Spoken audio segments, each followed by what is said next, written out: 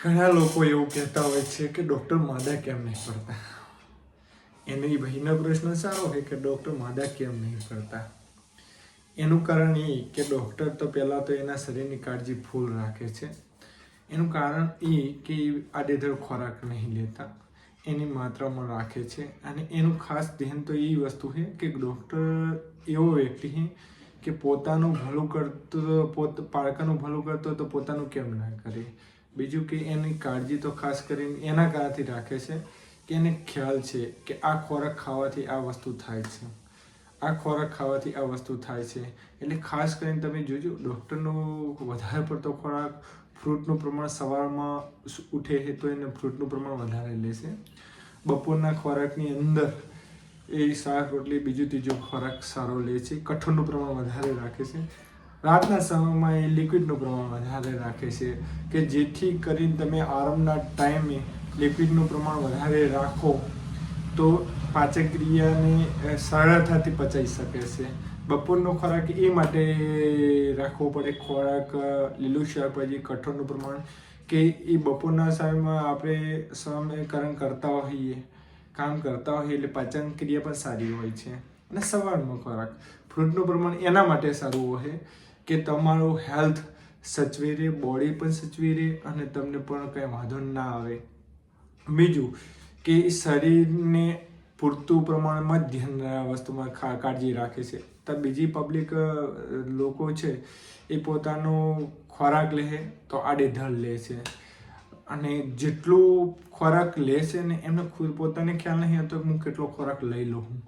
એવું હોતું નહીં કે તમારો જેટલો ખોરાક વધારે એટલે તમારી બોડી સારી નહીં. તમારો જેટલો ખોરાક મીડિયમ, જેટલો ખોરાક પ્રમાણમાં એટલું તમારી બોડી હેલ્થ. કોઈ વસ્તુ કહે છે કે અમે રાતે આટલું ખાઈ જઈએ છીએ, આમ ભારે ખોરાક લઈ લઈએ છીએ, પણ તમને ખ્યાલ નહીં કે રાતના ટાઈમે ભારે ખોરાક લેવાથી તમારું પાચન ક્રિયા નબળું પડે. ખાસ કરીને ધ્યાન રાખવાનું. બીજી કાળજી કે તમારે સમય પ્રમાણે લઈએ કે કોઈ પણ કાર્યશીલ, કોઈ પણ ધંધાની અંદર તમે પ્રકૃતિમાં છો તો પહેલાં તો તમે ભૂખ્યા ના રહેશો. એક તો વસ્તુ પ્રશ્ન કે તમે ખોરાકનું પ્રમાણ રાખો જ. એનું કારણ કે તમે સમય પ્રમાણે જો તમારો આંતરડાની અંદર કે પાચન ક્રિયાને તમે ટાઈમસર ખોરાક નથી આપતા અને સમય પ્રમાણ પછી તમે ખોરાક આપો છો તો જે એના અનિયમિતતા છે ને બોડીની, એ વસ્તુ નીકળી જાય છે. એટલે જ હરેકને મારી એટલી નમ્ર વિનંતી કે તમારા બોડીની અંદર કોઈ દિવસ ખોટું ઝેર ના નાખશો. કાળજી રાખો. કોઈ પણ ખાણીપીણીમાં પણ ધ્યાન રાખો. કારણ કે જે વસ્તુ તમે ખાણીપીણીમાં જો તમે તીખું ખાઓ છો તો તમારી મર્યાદામાં ખાઓ, ગરપણ ખાઓ છો તો તમારી મર્યાદામાં ખાઓ. એનું કારણ એ જ છે કે તમે જેટલું તમારી મર્યાદા રાખશો એટલું તમારા શરીર માટે બહુ સારી વસ્તુ છે. કારણ કે તમારું શરીર એવી વસ્તુ નહીં કે આડેધડ જે આવી ખપી લે. એટલે ખાસ કરીને તમે લિમિટમાં રાખો.